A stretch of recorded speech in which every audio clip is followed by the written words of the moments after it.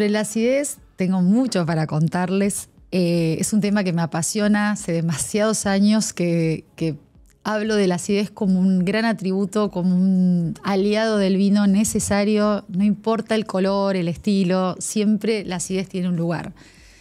Lo primero que hay que entender es que cuando se habla de acidez el vino, no quiere decir que el vino nos dé acidez. A veces la gente dice, no, pero si es muy ácido me va a dar acidez. No tiene nada que ver.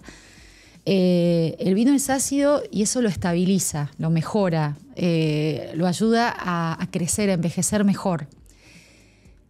Para empezar, hay que tener en cuenta que la uva contiene ácidos naturales. Esos ácidos son tres: el ácido tartárico, el málico y el cítrico. Cada uno tiene un rol, pero los tres hacen a la frescura del vino, a esa vivacidad que el vino normalmente tiene después, ¿no? Pero esta uva trae sus ácidos naturales. Podríamos decir que el tartárico es el más estable y el más marcado de todos, es el que permanece en el vino. El cítrico está en menor medida, pero también da frescura. Y el málico es el que se relaciona muchas veces con esa manzana verde que muchas veces sentimos en los vinos, como que tiene un lado así como de, bueno, a la vez de cítrico, pero tiene que ver con esas notas de manzana. Ese es el ácido, concretamente el ácido málico, el que lo trae. Después de la fermentación alcohólica hay una que se llama maloláctica, que es justamente la transformación de ese ácido málico en ácido láctico. Y en las notas, y como lo puedo reconocer, es justamente las notas lácticas, como la de yogur, ¿no? Esa nota media leche que puede tener algún vino, pero sobre todo por ahí, por el yogur y en algunos casos la manteca. Claro que cuando se cata, las notas que pueden aparecer a lo mejor vienen de una cosa o vienen de otra o vienen de una unión de varias, ¿no? Entonces, bueno, a veces es difícil asegurar o decir, bueno, esto es por tal cosa u otra, ¿no? O sea, uno tiene que tener en cuenta que hay muchos matices en un vino. Pero volviendo a la acidez, es importante entender que si naturalmente tanto la uva como el vino trae ácidos naturales, bueno, normalmente voy a encontrar acidez en los vinos. ¿Qué otros ácidos aparecen? Bueno, el sucínico en el vino y el acético. Acá es donde podría venir un problema. Cuando a veces uno cata y dice, pero eso que lo llaman o mal llaman picado, bueno, no sé, de distintas maneras, que en realidad es la sensación un poquito como de vinagre, como que se parece un poco al vinagre, es el ácido acético natural del vino, que lo logra porque tiene que estar ahí y en dosis mínimas es correcto y aceptado, está bien. Resulta que en contacto con el oxígeno y por otras cantidades de cosas que pueden darse, eso dispara y resulta que se nota. Y ese ácido acético, por supuesto, no es agradable. El vino un poco como que ya casi lo descartamos, ¿no? Porque se convierte en un defecto. Pero es interesante esto, porque nada sucede porque sí. No es que aparece el vinagre porque no sé, porque viene de cualquier otro lado. Es producto de una tal vez hasta puede ser una mala conservación del vino o por haberlo dejado mucho tiempo abierto. Nada más. Así que bueno, por eso la acidez tiene bastante, y esto me parece que era una buena intro y base para empezar a entender algunos conceptos muy básicos después que se traducen después en la cata de un vino. La acidez hace al equilibrio de cualquier vino. Si yo tengo un vino, no sé, un vino blanco fresco, lógico, lo quiero así, lo quiero fresco y esta es la acidez en boca la que me va a dejar sentirla. Y algo que es importante es que la acidez está siempre en la boca. Yo no puedo oler acidez, como no podría oler azúcar, como no puedo oler la sal. ¿Estamos de acuerdo? O sea, esos son gustos, yo lo siento en la boca, nada más. O sea, cuando pruebo, no es que puedo oler algo salado o algo dulce. En todo caso, voy a tener algo que a mí me relacione con algo, en este caso ácido. Si yo huelo un limón, puedo decir, ay, huele como ácido, pero en realidad que estoy oliendo algo cítrico. Después en boca se traduce como ácido, ¿está bien? El limón, el pomelo, la naranja, la mandarina, en fin. Ahí hay nota dulce que entra también, pero básicamente son notas cítricas que después en boca se convierten en algo, en una sensación ácida. Yo puedo tener la acidez en el vino mezclado con la fruta, esa sensación de, por ejemplo, no solamente los cítricos, yo puedo tener una frutilla. Es más, si pienso y muerdo una frutilla fresca, ¿cómo la siento en boca? La siento cítrica. Y va a tener acidez, porque esas frutas, si no están sobremaduras o en preparación, como en confituras, en compotas y demás, traen notas ácidas también. Entonces, fíjense cómo la acidez no solamente, o sea, es una sensación en boca que puede ser súper agradable y parte natural de la fruta, y que no es solamente de la uva, ¿no? Así que, bueno, los voy acercando a animarse un poco y a querer más la acidez y a respetarla más, porque de verdad que es clave en la cata. En un vino tinto también hacia el equilibrio. Nosotros hablamos de un triángulo: tanino, alcohol, acidez. Si todo está equilibrado el vino. Si hay una pata que falta, probablemente algo sobresalga y tape a lo otro. Entonces, si yo no tengo una acidez, puede ser que el tanino dispare o que el alcohol lo sienta demasiado quemante. En los vinos blancos, no es un triángulo, es dos partes, acidez, alcohol, ¿no? Entonces también, si no tengo una acidez bien reconocible en el vino, puedo llegar a sentir un alcohol desequilibrado. Y cuando entran en los vinos, la nota dulce, porque hay azúcar presente, muchísimo más necesito la acidez. Ahí funciona por contraste. Si yo tengo un vino dulce que no tiene nada de acidez, lo voy a sentir muy empalagoso, chato, plano. Me va a parecer que le falta al vino, le falta gracia, le falta vivacidad, le falta expresión. Así que es absolutamente necesaria la acidez para lograr equilibrio en cualquier categoría de vino, y voy a incluir también a los vinos espumosos, porque no hay forma de lograr ese carácter y esa frescura que necesitan, que además por el carbónico lo piden a gritos, si no tengo una acidez muy marcada en el vino. Y hay un tiempo para el maridaje o para la armonización con las comidas. Si yo tengo una sensación grasa porque el producto lo presenta, ¿cómo contrarresto? Con la acidez en el vino. Otra vez, el vino se va a volver fresco, pero también va de alguna manera a actuar como desengrasante esa presencia. Sirve no solamente el momento que estoy catando, sino para el largo en boca. O sea, yo voy a encontrar que va a permanecer mejor la fruta, se va a estabilizar y va a ser más armoniosa si siempre conté con un vino que tiene acidez. ¿Dónde encuentro la acidez? Bueno, un poco en toda la boca. Se dice, a veces existía un mapa de la lengua que ya, de los que no hablamos más, porque en realidad se mezcla, se hablaba de los costados. Pero lo cierto es que se reconoce en toda la lengua, en todo el paladar.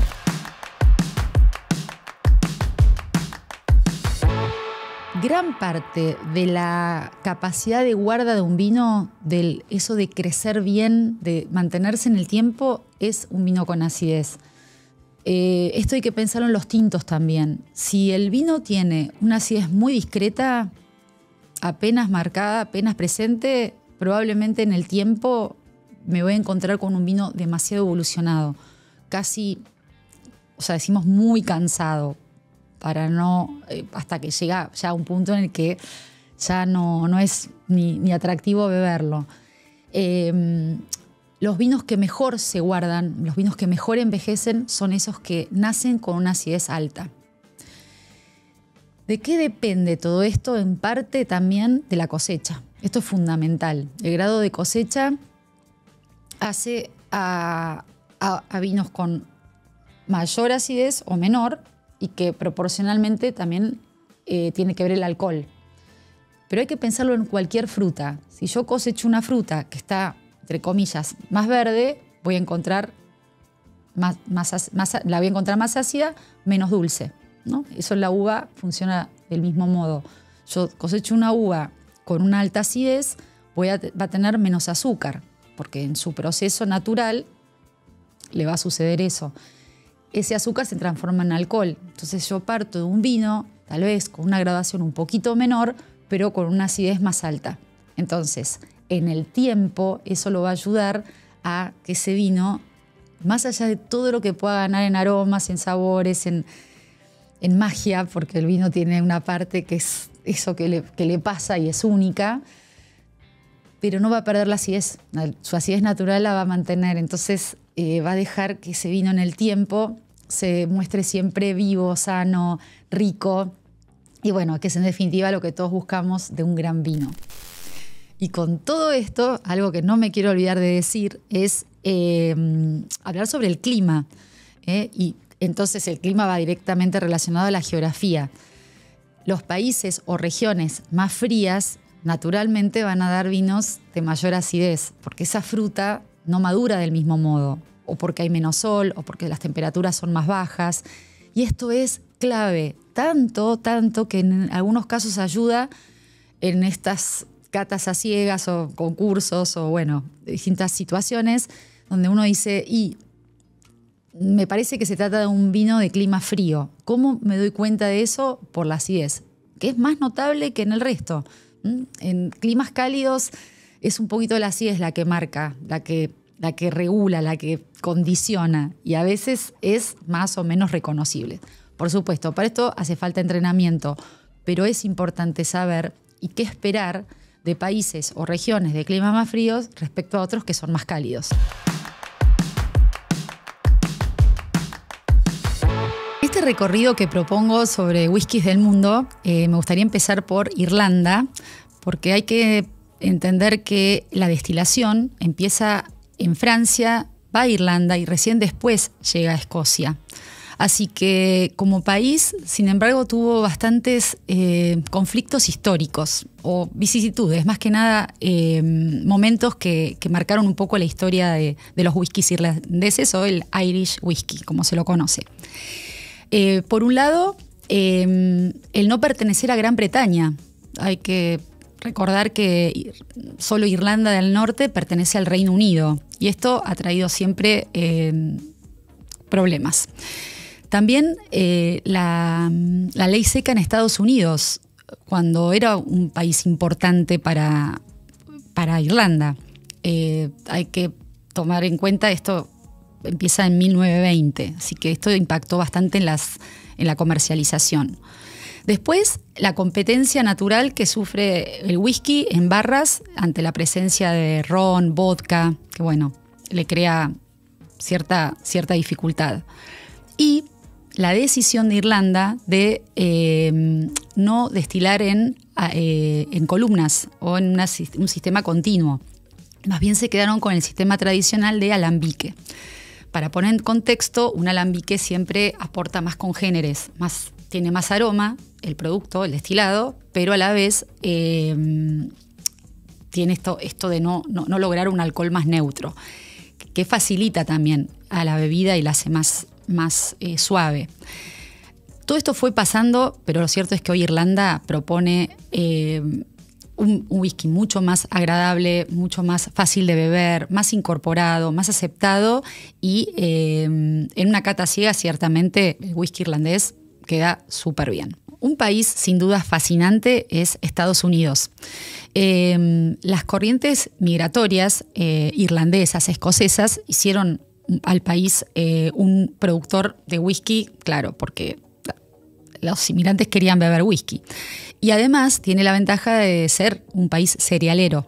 Así que los estados empiezan a cultivar los cereales que después dieron como origen el whisky. Uno de ellos es Kentucky, que como estado está Bourbon, se funda a finales de 1700, concretamente en 1784. Y curiosamente el condado de Bourbon o Bourbon County se lo dedican a los Borbones, familia real francesa que ayuda a Estados Unidos entre la guerra de independencia a Inglaterra. El conflicto Francia-Inglaterra es demasiado importante siempre. Entonces se desarrolla y se empieza a crear este Bourbon que tiene como ingrediente principal el maíz en un 51%, y esto es lo que está permitido en la ley, y después el resto sí se admiten otros cereales. Las maderas como contenedoras de productos destilados resulta fundamental. Y acá aparece un pastor llamado Elias Craig, que es de origen irlandés, y él incorpora un poco sin querer la idea de carbonizar las maderas. Esto fue porque se eligió un barril que tenía pescado, que había trasladado pescado, y para quitarle el olor decidieron como quemarlo para, de alguna manera limpiarlo. A partir de ahí nace la idea de tostar muchísimo las maderas, que es una característica propia de los Bourbon. A veces uno le reconoce ese lado más caramelo, más como dulzón, y tiene que ver un poco con esto. Algo importante es entender que Bourbon, si bien es una ciudad, no termina siendo una denominación de origen, sino un estilo. Y Bourbon se puede producir en cualquier lado de Estados Unidos. De hecho, hay una categoría que sería como el American Whiskey, que los englobaría a todos. Pero podría ser que Bourbon se produzca en otro lugar. Otro estado muy importante es Tennessee. La diferencia principal es que sí pueden elaborar, además de maíz, como es un Bourbon, pueden y admite un 51% de centeno, que es otro cereal muy encontrado y muy, muy apreciado en Estados Unidos. Así que un Tennessee Whiskey puede tener de base un 51% de centeno, más cebada siempre, ¿no? Sí es cierto que siempre, en cualquier caso, y en general los productos destilados, tienen un porcentaje importante de agua y se llega a un alcohol de 40%, más allá de las destilaciones que puedan tener. La característica así de Tennessee es que el filtrado es con carbón vegetal. Esto le da tal vez la característica más importante. Como categoría American Whiskey, entonces, tenemos mucha diversidad y sí se puede y admite otros cereales en otros estados, y esto hace que sea hoy una industria bastante pujante y que ofrece mucha diversidad. Así que en Estados Unidos no todo es Bourbon o Tennessee, sino que podemos encontrar otro tipo de whiskies. Un país del que mucho se habló fue de Japón. Japón apareció en un tiempo elaborando whiskies que resultaron premiados, buscados, muy costosos, como un producto sofisticado, y que realmente en catas daban unos resultados realmente sorprendentes. Bueno, esto tuvo después una conclusión, y es que la ley en Japón admitía que solo pudiera ser whisky de cebada para que se declare japonés si era un 10%, y el resto podía venir de cualquier otro país. Así fue como empresas importantes, referentes, importaban whisky escocés, probablemente los mejores whiskies, y como resultado daban maravillosos productos. Esto, cuando se supo y se entendió mejor, hubo bastante resistencia, porque se espera que un país ofrezca productos locales. Así que hoy hay una división bastante importante donde hay que marcar si el whisky es japonés, de origen totalmente japonés, o es esto del blended whisky, pero que tiene que ver con admitir y permitir que vengan whiskies de otras partes del mundo. Esto es importante porque como país productor, país tal vez de mayor producción en el mundo, contra todos los pronósticos, es India. India produce, pero lejos más que cualquier otro. Y esto es porque a la vez ese país admite que no solamente sea de cebada, sino cualquier producto, cualquier base va a estar bien para llamarlo whisky. Entonces, si hay caña, por ejemplo, caña de azúcar, le puede llamar whisky. Y si hay otra cosa, también. Con lo cual, si esto funciona así, un país como Japón trae productos de India y ahí, termina siendo una gran confusión. Por eso es muy importante especificar las materias primas, los países de origen, y de alguna manera el consumidor lo ordena. Y uno sabe qué está bebiendo, ¿no? Así que, la historia de Japón es súper interesante, y como todo, ¿no? El poder sofisticarse y el aprender y hacer camino es lo que también nos va a regalar siempre mejores productos. Y para cerrar este gran recorrido, Francia. para sorpresa de muchos, Francia es productor de whiskies. No con tanta historia, pero sí la historia la tienen saber destilar. Lo han hecho toda la vida y muy bien. Y demostraron con el destilado de vino más importante del mundo, que es el cognac, ser grandes destiladores. Así que, ¿tienen materia prima? Absolutamente. ¿Tienen cereal? ¿Saben destilar? Sí. Y lo otro que tienen es un gran manejo de la barrica, las crianzas, que es fundamental una buena crianza para un producto como el whisky, casi me sale cognac. Así que Francia elabora, tiene 2 denominaciones de origen, en Alsacia y en Bretaña. Así que, bueno, y antes de cerrar este recorrido, por supuesto Argentina también ha sido un productor de whiskies. Hay marcas muy reconocidas, tradicionales, de muchísimos años. Ciertamente la ley argentina admite importar maltas escocesas o de otro país, y así se ha hecho hasta ahora. La tendencia y donde vamos es a elaborar whiskies con materia prima 100% nacional, si bien hoy ya en el mercado se encuentran algunos whiskies muy trabajados y más nuevos que tienen la mención single malt. Es decir, pareciera que el mundo va hacia siempre ofrecer mejores productos, a ordenar, a proteger y a buscar diferenciarse. Así que, bueno, un placer haber presentado las distintas opciones y, claro, siempre entrar en lo que es el Scotch whisky, que, bueno, resulta maravilloso.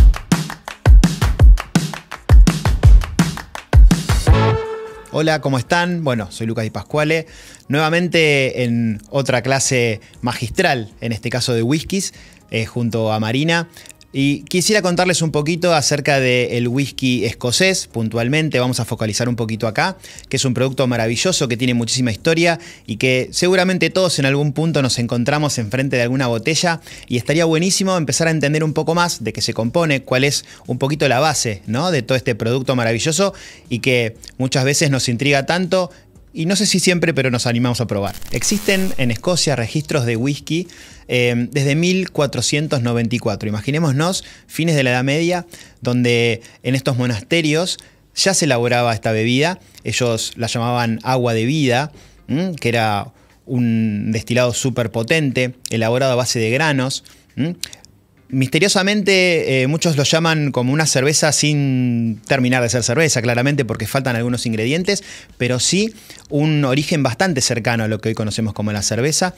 Estas maltas, ¿sí?, o granos fermentados, junto con agua pura de estos ríos cercanos, para luego, una vez que tenemos alcohol, ser destilados. Luego, imaginemos también que en tantos años de historia y todo lo que hemos leído muchas veces en los libros, guerras, ¿sí?, clanes, todo eso ha ido llevando a la industria del whisky a lo que es hoy, ¿sí?, muy pujante, mucho más ordenada, con un halo también de elitismo por ser un producto bastante escaso, pero también que ha estado arraigado a la cultura del país por cientos de años. Entonces, cuando tenemos enfrente nuestro una botella de whisky, y muchas veces tiene estas fechas que hablan del 1863 y de ahí en adelante, estamos solamente pudiendo de alguna manera parametrizar que esas fechas son el momento en donde esto fue algo legal, una actividad legal. Desde la Edad Media a nuestros tiempos han pasado muchísimas cosas en la historia que han marcado el destino de esta bebida. Desde la clandestinidad total, con las diferencias religiosas que pueden presentar quienes gobiernan, estas batallas épicas entre los clanes y la corona. Todo esto ha ido marcando un camino bastante sinuoso en lo que es el whisky como una bebida, hasta llegar a la legalidad, que nosotros encontramos muchas veces bien descrita en las etiquetas a partir del año 1863. Esto no implica que la bebida haya pasado totalmente desapercibida, sino que los reyes y las monarquías en general reinantes y gobernantes han estado siempre cercanas a esta bebida, han sido expresamente fanáticos pese a ser bebidas ilegales en la época, lo cual de alguna manera también, esto es una cuestión política, van abriendo, ¿sí?, el camino hacia una transparencia un poquito mayor, hasta llegar a los días de hoy, donde contamos con productos súper interesantes, versátiles, pero también con un montón de historia detrás. Un whisky escocés tiene que tener simplemente pocos ingredientes, ¿sí? Cebada, que es principalmente el grano más utilizado para esto. Ahora vamos a ahondar un poquito más en eso. Esa cebada puede estar malteada principalmente u otros granos. Agua pura, que normalmente tiene mucho que ver con su paisaje, dónde está radicada la destilería, dónde se elabora este whisky. Y también, obviamente, las levaduras, ¿sí? Que son las principales responsables de que haya una fermentación. Esto es un proceso que obviamente lleva bastante tiempo. Se dice normalmente que lleva 7 días hacer un whisky y 7 años hay que esperar para beberlo. La verdad que es bastante romántico pensarlo de esta manera, pero sí, efectivamente, 7 días es un estándar bastante clásico para lo que es la elaboración, desde que se comienza con el proceso de germinación de estos granos, en caso de que sean granos germinados, por supuesto, que eso ya lo hablaremos, y después su posterior destilación y luego envasado, que tiene que pasar mínimamente 3 años, ¿sí? En una barrica para poder ser considerado whisky. Esto es algo que es bastante común en muchas de las legislaciones de países productores de whisky, pero bueno, no es el caso también para los whiskies en Escocia. Dentro de los estilos que conocemos, podemos diferenciar 5 principales, que luego obviamente pueden tener algunas versiones o algunos ajustes y un poquito más de magia, por así decirlo. Pero sí, cuando estamos frente a una góndola y estamos incursionando en los whiskies escoceses, lo que nos interesa saber es que estas categorías nos marcan principalmente su origen, ¿sí? Cuando hablamos de un single malt, lo que estamos haciendo es encontrarnos con un producto que es solamente hecho a base de cebada malteada y de una sola destilería, ¿sí? Esto implica que lleva la insignia de la destilación propia de una casa sola, que pertenece a un lugar y que tiene un estilo marcado y reconocible por la mayoría de los consumidores en general. Cuando tenemos single grain en la etiqueta, específicamente está hablando de un whisky de granos. Normalmente podemos encontrar cebada sin maltear, podemos encontrar centeno, ¿sí? Siempre igualmente un poquito de cebada malteada tiene que haber para iniciar esa fermentación, pero claramente es otro perfil bastante diferente y también de una sola destilería, de un solo lugar. En el caso de encontrar un blended scotch, que aquí es donde nos sentimos un poquito más confortables porque las marcas más reconocibles están en esta categoría, estamos hablando de un whisky que proviene de whisky de granos, whisky de malta, que está mezclado en una mezcla magistral que generalmente elaboran los master blenders y que pueden pertenecer originalmente a muchas destilerías diferentes y que componen una única receta que de alguna manera también es algo reconocible por los consumidores. Cuando vemos estas etiquetas que tienen las denominaciones de 7, 5, 12, 18 de las grandes marcas o mismo algunas marcas utilizan colores para diferenciarse, estamos ante estos whiskies, ¿sí? Normalmente el blended scotch como categoría es lo más vendido a nivel mundial. Finalmente tenemos 2 últimas categorías que probablemente no sean las más convocantes, pero sí existen también, como pueden ser el blended malt, ¿sí? En este caso es una mezcla de whiskies de malta, de distintas destilerías. Esto es un universo que está incipiente hoy como marcas. No tenemos tantas marcas disponibles, al menos en el mercado argentino, pero sí han surgido algunas cuantas para meterse de lleno en la coctelería. Son whiskies en general con un muy buen balance, ¿sí? Con bastante complejidad, pero también muy abordables, ideales para la coctelería y para mixear. Por último, los blended grain. Aquí sí nos costaría más encontrar algún exponente típico, pero sí los hay. Estamos en presencia de whiskies que han sido mezcla de distintos whiskies, solamente de grano y de diferentes destilerías. Si recorremos el mapa escocés, vamos a encontrar que hay diferentes zonas donde se producen whiskies con bastante tipicidad y muy reconocibles, y muchos son whiskies de culto. Lo primero que se nos viene a la cabeza son las Highlands. Esta zona, si partimos el mapa escocés en 2, sería la parte superior, del medio hacia arriba, donde de alguna manera encontramos la mayor proliferación de estos clanes típicos que luego han devenido en grandes destiladores con grandes nombres y que dentro de su composición podemos encontrar whiskies súper interesantes, depende en dónde nos posicionemos de ese mapa, más cerca de la costa o zonas más continentales, vamos a encontrar perfiles bastante diferentes, con mayor o menor influencia oceánica. No tanta presencia de turba para los más continentales, perfiles un poquito más frutales, algo ligeros, y sí bastante más intensos, con muchísimo más yodo y perfil salino cuando nos acercamos a la parte norte y al extremo más norte de ese mapa. Dentro de las Highlands encontramos Speyside. Speyside es para muchos la zona de los Grand Cru de los whiskies escoceses. Lo que lo diferencia es la cercanía con el río Spey, que es el más correntoso de Escocia, una fuente de agua natural espectacular y que también define bastante el camino de este perfil de whiskies. Vamos a encontrar maltas súper armoniosas, con mucha presencia de fruta. La turba no es el principal elemento aquí, sí podemos encontrar algunos perfiles un poco más ahumados y más intensos, pero aquí vamos a ir por el lado de la elegancia, vamos a encontrar estas maltas que se destacan por ser un poquito más señoriales, mucho más pegadas a la realeza y a los grandes destilerías, con muchísima tradición. Cuando seguimos recorriendo el mapa hacia el sur, la parte de las Lowlands, aquí solíamos tener muchísima proliferación de destilerías. Hoy la mayoría son destiladoras de grano y tenemos estos whiskies un poquito más simples, aunque no por eso de menor calidad. Sí, nutren muchísimo a lo que es la industria del blend, generan muchísimos whiskies, muchísimos destilados muy interesantes para estas mezclas que luego encontramos dentro de las grandes marcas que tanto nos gustan. Si seguimos hacia el oeste del mapa, nos vamos a encontrar con un sistema de islas muy azotadas por el mar, que también tienen ese rigor muy identificado a sus maltas.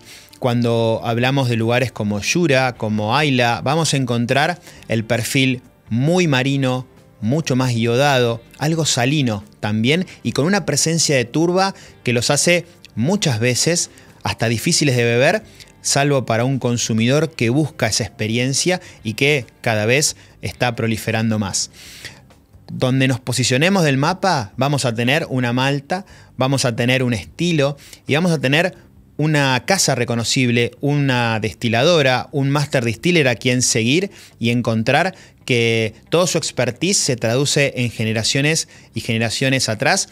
Muchas veces estos destiladores y los master blenders son trabajos de toda la vida y que muchas veces el legado continúa muchas veces con su propia familia, con el hijo, ¿sí? Con alguien cercano o con un aprendiz que después de 20, 30 años toma el rol principal. Entonces, tengamos en cuenta que estos ejemplares que a veces tenemos frente a nosotros tienen muchísima historia, muchísima tradición y mucho savoir-faire, mucho know-how, que esto no es algo más que una trayectoria puesta al servicio de una bebida.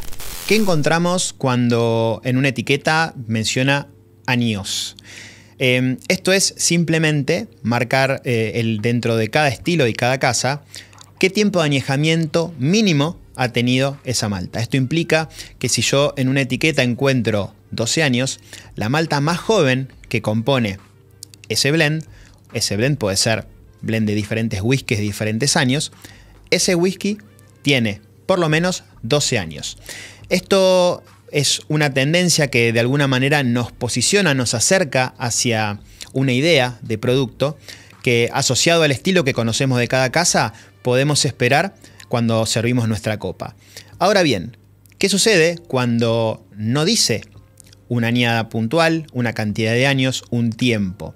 Tenemos que asumir que mínimamente son 3 años, que en la práctica suelen ser muchísimos más de añejamiento. Para poder llamarse whisky son 3, pero en la práctica son más. Aunque después empezamos a entender que esta marca más rígida de las añadas del tiempo ha alejado a algunos consumidores y que hoy las marcas empiezan a tender a quitar esas identificaciones. ¿Por qué? Probablemente porque por nuevas tecnologías y métodos de elaboración y crianza, hoy se llega a un resultado similar en menor tiempo. ¿Y por eso tenemos un whisky de diferente calidad? Claramente no. Hoy las grandes marcas empiezan a optar por quitar la denominación de años, pasar a ser las nuevas NAS, No Age Statement, donde siempre identificables por un color o por alguna insignia, esos mismos whiskies empiezan a perder la necesidad imperiosa de contar con maltas de determinada cantidad de tiempo de añejamiento. Sí, lo que está muy bueno a nivel consumidor es probarlos nuevamente, lo que antes podía ser un 12 años y que hoy ya no lo es, a ver qué tanto puede variar ese producto y qué tanto me gusta más o me gusta menos que lo que yo conozco. Espero que toda esta información haya sido de utilidad y que cuando busquemos nuestro próximo whisky para consumir nosotros, para hacer un lindo regalito, para compartir, tengamos esta información a la mano y hagamos la mejor elección posible, sea un single malt, un single grain, un blended scotch, el que más nos guste, pero siempre con la intención de probar y obviamente compartir.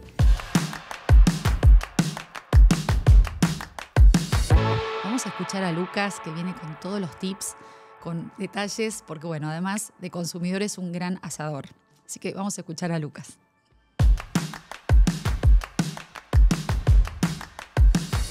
Hola, soy Lucas Di Pasquale, sommelier, profesor de la Escuela Argentina de Sommeliers, y hoy vamos a encarar un tema que nos compete en esta época del año muchísimo. Estamos encarando la recta final hacia las fiestas y hay mucha juntada de amigos, de trabajo. ¿Y por qué no pensar en un asado, en estas grandes juntadas?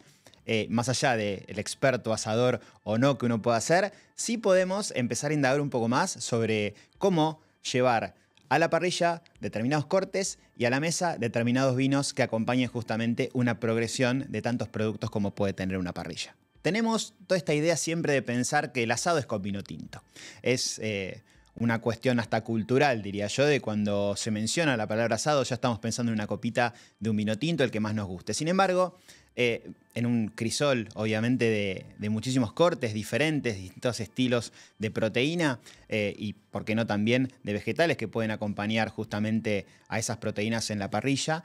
Estamos hablando de muchas opciones de vino que se pueden ajustar muy bien a todo lo que nosotros podamos ofrecer.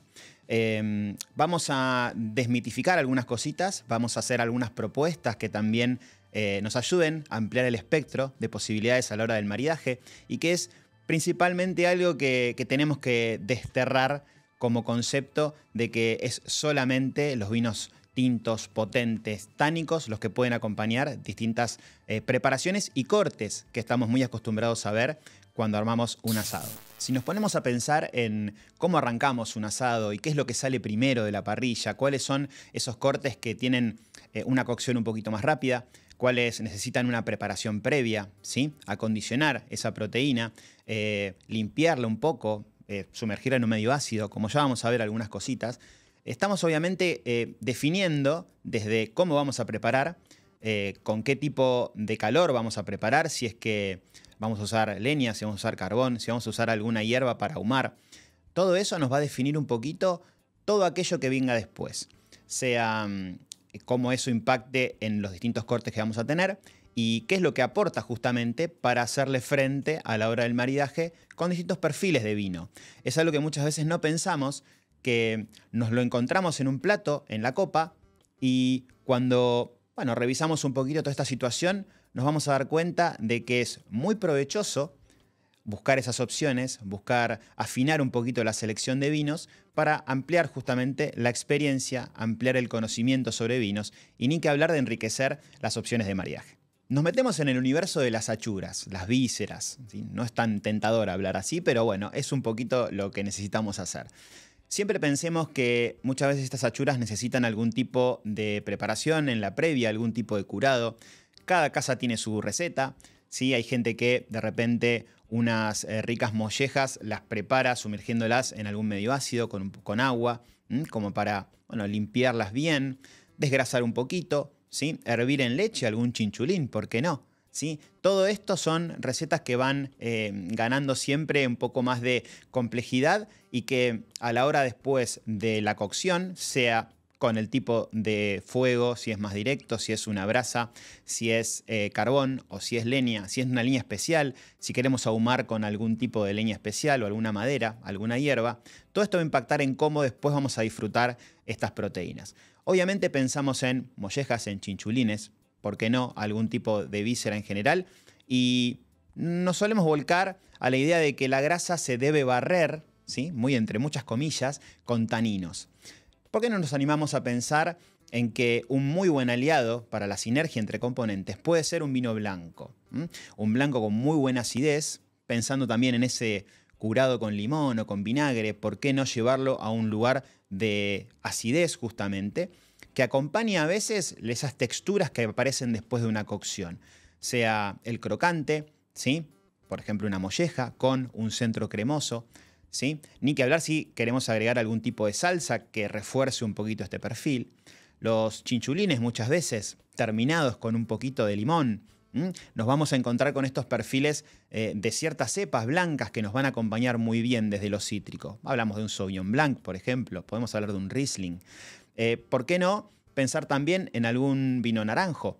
Que desde esa citricidad, un poquito de esa complejidad que nos aporta no solamente con la acidez, sino también con algo más de tanino. Todas estas combinaciones son súper viables. Hay que apostar justamente a tener múltiples opciones de vino. A veces en una juntada multitudinaria encontramos la opción porque todos podemos poner algo, una botellita que tenemos guardada por una ocasión especial, o planificar en función de todos esos cortes, ir haciendo una progresión con vinos.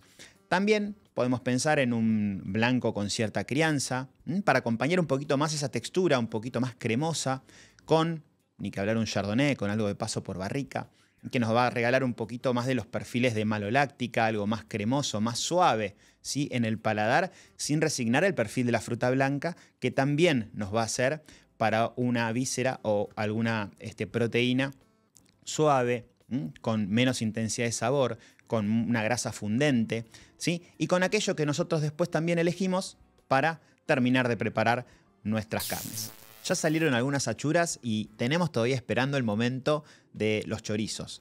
Un clásico que nunca puede faltar en ninguna parrilla y que, bueno, puede tener distinta composición de carnes, distintos condimentos, y eso también nos puede definir un poquito el perfil de vino que podemos adoptar. Otra vez estamos hablando de, en el imaginario, un vino tinto, pero ¿por qué no nos animamos a utilizar algún vino blanco con muy buena estructura, ¿sí? Para favorecer justamente estas carnes un poquito más blancas, rosadas, puede ser una carne de cerdo. Y ni que hablar si en ese perfil del pimentón que tanto nos gusta y que le queda tan bien a esos chorizos, muchas veces desde la receta original, del lugar donde nosotros los consigamos, ¿por qué no adoptar un rosado como una muy buena alternativa, pensando específicamente en el condimento, más allá de cuál es la proteína y su origen? Hablamos del matrimonio, hablamos de ¿salen los choris? Tiene que salir la morcilla, ¿sí? Si nos gusta este perfil de este embutido muy particular, amado y odiado por igual, podemos empezar a levantar en estructura, ¿sí? Un vino rosado con cierta potencia nos puede acompañar muy bien, pero también puede ser una buena alternativa para pasar a aquellos vinos tintos, algo ligeros, que nos puedan acompañar un poquito más.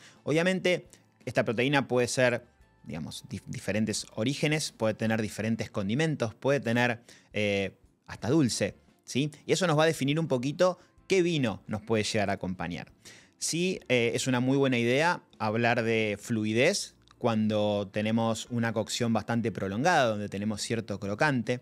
Y sí podemos hablar también de un vino con un poco más de estructura, un tanino un poco más firme, ¿sí? En estos tintos, cuando nos gusta una morcilla con no tanta cocción en general, ¿sí? La cremosidad es probablemente el principal atributo, y a esto vamos a hacerle frente cuando definamos qué vino nos gusta más. Obviamente, después cada receta y cada productor de morcilla tendrá sus particularidades, sus intensidades, sus picores, ¿sí? O dulces. A eso tenemos que atendernos siempre y considerarlo a la hora de elegir cuál es el mejor maridaje. Va a llegar el momento de sacar esos cortes que están medio in between en el camino, como pueden ser las proteínas de carnes rosadas o mismo el pollo, que muchas veces hay quienes deciden dejarlo hacia el final, para los que tienen un poquito más de paciencia. Pensemos en esto cuando tenemos un matambrito de cerdo, por ejemplo, ¿sí? O mismo una bondiola, que son carnes que depende del corte que elijamos, pueden tener más o menos grasa, ¿sí? Un corte un poquito más seco, otro un poquito más con una grasita fundente intramuscular. Bueno, ahí es donde tenemos que empezar a encontrar cuál va a ser nuestra mejor opción de maridaje. Cuando tenemos un corte que suele ser un poquito más seco, más allá de cualquier receta y cualquier preparación previa para que no se nos seque demasiado, no está mal pensar en esa fluidez necesaria en un vino fresco con muy buena acidez y empezar a también cambiar un poquito los colores. Si vamos con un vino rosado, si podemos ir con un vino tinto ligero. Aquí es donde los Pinot Noir suelen tener un lugar preponderante, porque hay mucha gente que no quiere negociar los tintos. Pero bueno, Pinot Noir, ¿por qué no? Un tinto ligero, con un tanino súper suave, mucha frescura. Ni que hablar si son vinos que vienen de alguna zona alta o fría, de Mendoza o mismo de la Patagonia. Tenemos esa tensión y ese nervio que nos van a ayudar a hacerle frente justamente a este tipo de cortes y que también a su vez se pueden acompañar con muy buenos condimentos, que siempre también son necesarios cuando tenemos estas carnes que son un poquito más secas o que, bueno, queremos resaltar algún tipo de sabor. Salen las carnes y ahí es donde empieza un poquito el debate. Ahora sí, llegamos a los tintos, es todo tinto fuerte. Podemos negociar un poquito esa parte. Si son como yo, que capaz nos gusta la entraña, esa vuelta y vuelta bien jugosa, ahí es donde tenemos la posibilidad de irnos hacia vinos un poquito más ligeros, firmes en sus taninos, pero no tanto perfil de barrica, ¿sí? Cuando no tenemos tanta grasa, sí tenemos cortes un poquito más magros, lo más probable es que necesitemos de la fluidez y de vinos que sean bebibles y abordables para justamente hacer un poquito más fácil el maridaje. Luego, obviamente, hay cortes que tienen un poquito más de grasa, que necesitan un poquito más de tiempo en la parrilla, y ni que hablar si ese tiempo involucra mayor cantidad de ahumado y de calor.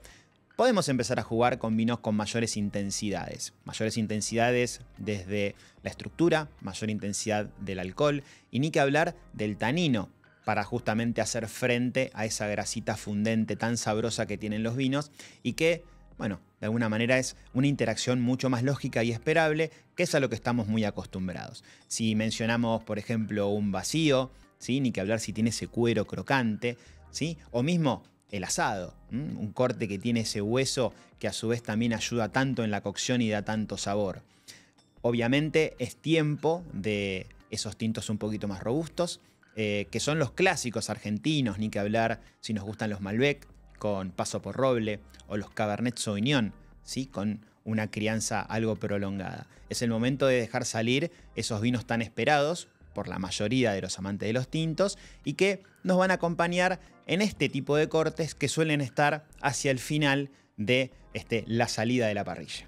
Obviamente no pueden faltar esas salsas que acompañan a los típicos asados, sea un chimichurri clásico, picante, bien aromático, o bien una salsa criolla, de estas que siempre acompañan también desde la frescura a las carnes, o mismo si queremos inventar alguna receta puntual, alguna criolla con alguna fruta exótica, ¿sí? Todo esto va a impactar en el perfil de nuestros vinos. Cuanto más intensidad de sabor, más intensidad también debería tener nuestro vino para poder acompasarse con esta preparación.